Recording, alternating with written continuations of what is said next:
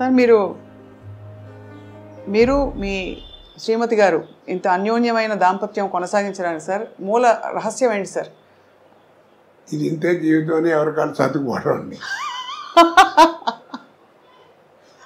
ఆ పాట మీరు మళ్ళీ పాడతారా సార్? ఎవరైనా వచ్చి మీకు చెప్తే భద్రం బీ కేర్ఫుల్ బ్రదరు అది ఎప్పుడో పాడామా, మనం పాడామా, శ్రీగారు పాడాడు. అవును.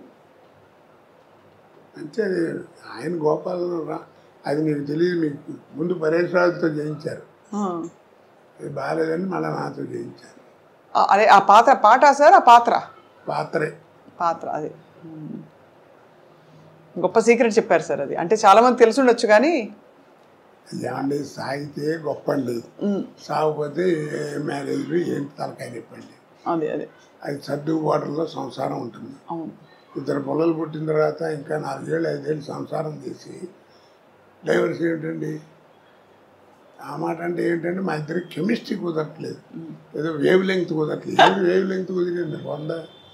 పెళ్ళి ఇన్నాళ్ళు అయితే 5 గదిలో జరిగే సంబంధం ఎవరు చెప్తాడు?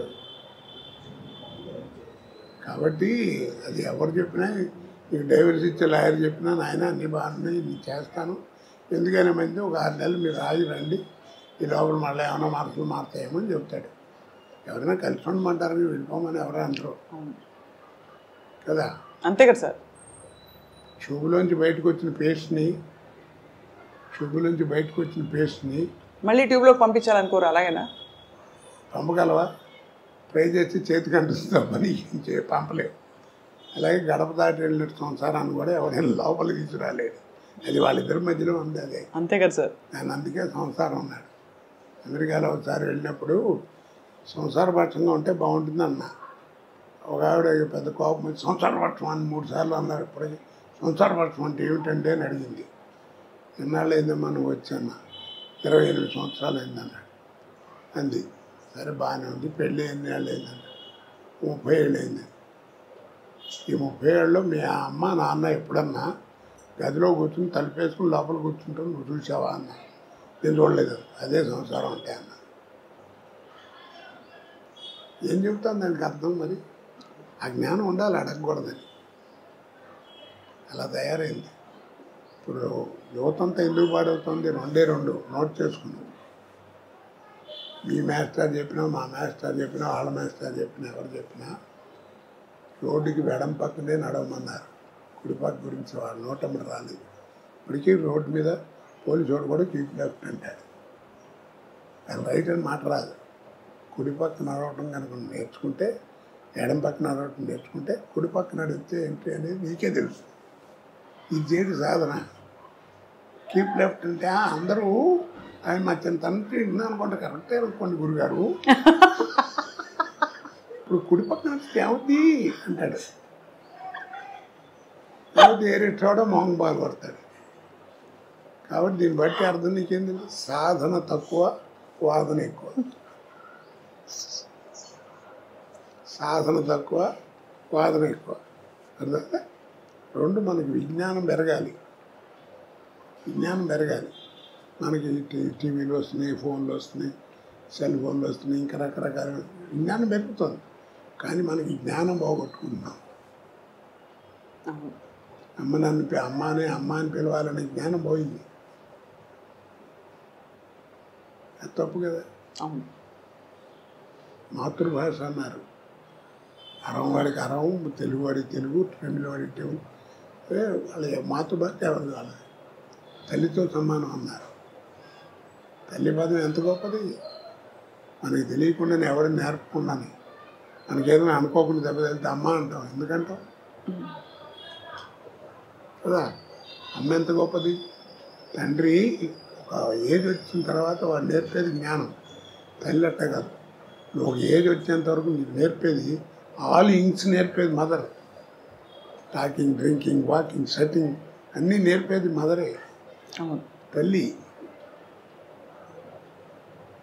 బిడ్డ ఎదుగుదలకి మాతృస్థన్యం ఎంత అవసరమో, బిడ్డ ఎదుగుదలకి మాతృస్థన్యం ఎంత అవసరమో, బిడ్డ మానసిక వికాసానికి మాతృభాష అంత అవసరం. ఇవన్నీ తెలుసుకోవాలి. ఎవరు చెప్తాడు వాళ్ళ కుర్రాడు? చెప్పేవాడు లేడు, వినేవాడు అంతకంటే లేడు. అసలు ఎన్ని విషయాలు సార్ మీరు అసలు అలవోకగా మీరు ఎన్ని సందర్భాలు ఇలాంటివి చెప్పారో తెలియదు, కానీ మీకు మీ భాష కానీ మీ ఆలోచన కానీ సార్ నిజంగా ధన్యులం అవుతున్నాం అందరం. అది కూడా మంచి కామెడీతో చెప్తున్నారు, అందరికీ అర్థమయ్యేలాగా. దీన్ని చదవాలంటే రామాయణ భారతాలు చదవక్కర్లా. నీ జీవితాన్ని వాడు ఏం మారట్లేదండి, చంపేస్తున్నాడు కుర్రాడు అంటే వదిలేవా, వాడి జీవితమే వాడి నేర్పుతున్నాడు అంటారు పెద్దవాళ్ళు కదా. అడే నేర్చుకుంటాడు ఏమనుకోతే. అవసరం మనిషిని అంత పని ఏం చేస్తుంది. సార్ చివరిగా ఒక మాట, మీరు బ్యాంకులో పనిచేశారు కాబట్టి ఈ తరం వాళ్ళకి డబ్బులు ఆదా చేయడం ఎలాగా? అనవసరం ఖర్చులు మానేయడం బెటర్, సింపుల్. దాచుకోవాలా డబ్బులు? అంటే చైనా వెళ్ళాను, వెళ్ళినప్పుడు అప్పుడు చైనా అంటే మనకంటే జనాభా ఎక్కువ, పూర్ కంట్రీ ఉంది కదా. అక్కడికి వెళ్తే పెద్ద స్వర్గంలో ఉంది. నాకు అనుమానం వచ్చి అక్కడ అడిగాను. అడిగితే అక్కడ ఫైనాన్షియల్ కంట్రోల్ అంటే మన ఫైనాన్స్ మినిస్టర్, మేము విన్నది ఇలా అండి, ఇంత మార్పు వచ్చింది, స్వర్గంలా ఉంది, what is the secret behind it అని బోర్డు మీద ఒక సెంటెన్స్ వేశారు. No secret, we live according to our earnings అన్నారు. డ్రైవర్ ఎలా ఉండాలి, డ్రైవర్ వాడే అలా ఉండాలి. అంతేగాని మా ఓనర్ అబ్బాయి వాళ్ళ అబ్బాయి టీవీ చూస్తున్నాడు కానీ నేను కూడా కొనాలంటారు. అని లోన్లు పెట్టడం, ఇన్స్టాల్మెంట్లో కొంటాం, చేసుకుంటే ఎవరు నువ్వే నష్టపోతావు. చాలా గొప్ప మాట సార్, ఇది చాలా అవసరం ఈ తరానికి. అందుకే అంత సూటిగా అడిగాను sir. We live according to our earnings. నా సంపాదన బట్టి నేను బతుకుతాను. టాలీవుడ్లో తెలుగు చిత్ర పరిశ్రమలో ఈ డ్రగ్స్ బాగా ఇప్పుడు వ్యాపించి కేసులు అవుతున్నాయి కదా సార్. ఏం డ్రగ్స్ ఏముంది, నువ్వు చేసుకునేది దాన్ని. అందుకే మాదక ద్రవ్యాలు అన్నారు. ఆ రోజుల్లో కూడా ఉంది, వ్యభిచారం ఉంది. ఉందా సార్? ఆ రోజుల్లో ఏమో మా చింతనంలో ఏదో ఒక గ్రామం, ఒక విలేజ్, దానికి ఒక పద్ధతి, ఒక ఇది ఉండేది.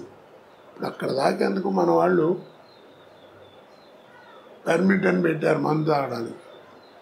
అది మరీ ఒక్కళ్ళ కూర్చుంటే అయితే బాగుండదని కొన్నాళ్ళు అయ్యేటప్పటికి కాస్త నలుగురు కలిసి సరదాగా ఎంజాయ్ చేస్తే బాగుంటుంది, అనవసరంగా అలాలు ఉండవని క్లబ్బులను పెట్టారు. ఇప్పుడు ఆ క్లబ్బులు పోయి పబ్బులను పెట్టారు.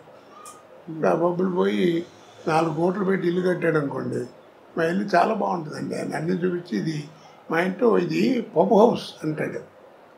అది గొప్ప, అక్కడ బార్ ఉంటాయి, అదే ఇంట్లో బార్ పెట్టాడని గొప్పగా చెప్తాడు మనకి. మా ఆయన రోజు నన్ను కొడుతున్నాడు, ఇది తాగొచ్చి తాగితే ఏమవుతుందని పెళ్ళం అయింది అనుకోండి, ఏమవుతుంది అది బతుకు. అది మర్చిపోతున్నారు. మా ముందు కాబట్టి కట్టించామనుకున్నారు. అదేంటే మాదక ద్రవ్యాలంటే మాదకం చేసుకుంటే తాగితే బ్రెయిన్ పనిచేయదు. అంటే ఒత్తిడి వల్ల అవుతుందో మరి.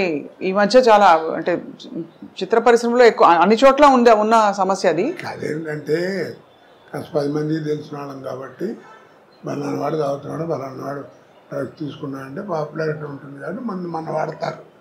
అన్ని చోట్ల అన్నీ ఉన్నాయి. అవును సార్. ఎన్టీ రామారావు గారిని మీరు ప్రస్తావించారు కదా. రామారావు గారి కాలంలో ఆయన మనవడైన జూనియర్ ఎన్టీఆర్ ఇప్పుడు దేవర సినిమా కూడా రిలీజ్ కాబోతోంది. సో ఆయన నటన కొంత ఏమున్నా నేను అతను గురించి ఒకటేనండి, ఎప్పుడు చెప్పేది ఒకటే. ఇప్పుడున్న యంగ్స్టర్స్లో కొద్దిగా గొప్ప విషయం ఉండి సత్తా ఉన్నవాడు ఎవరన్నా, నటుడు ఎవరన్నా ఉన్నా అంటే వాడే జూనియర్ ఎన్టీఆర్. వాడి తర్వాత ఎవడైనా నా ప్రకారం. పొట్టిగా ఉంటాడన్నారు, వాడి పొట్టితోనే వాడిని కాపాడుతాం చంద్రమోహన్ లాగా. ఎందుకంటే వాడు ఎవరికి కాంపిటీషన్ కాదు, వాడికి ఎవరికి కాంపిటీషన్ లేదు. పైగా పద్యం ఏ విషయంలో, డైలాగ్ కానీ, డ్యాన్సుల్లో కానీ, ఏదైనా యాక్షన్లో కానీ విషయం ఉన్నవాడు వాడు. ఆయన అందుకే ఆయన పిచ్చోడు ఏం కాదు. రామారావు ఊళ్ళో కూర్చొని బొట్టు పెట్టి రామారావు అని పేరు పెట్టింది. ఆయనే పెట్టారు కదా సార్ పేరు? ఆయనే పెట్టాడు.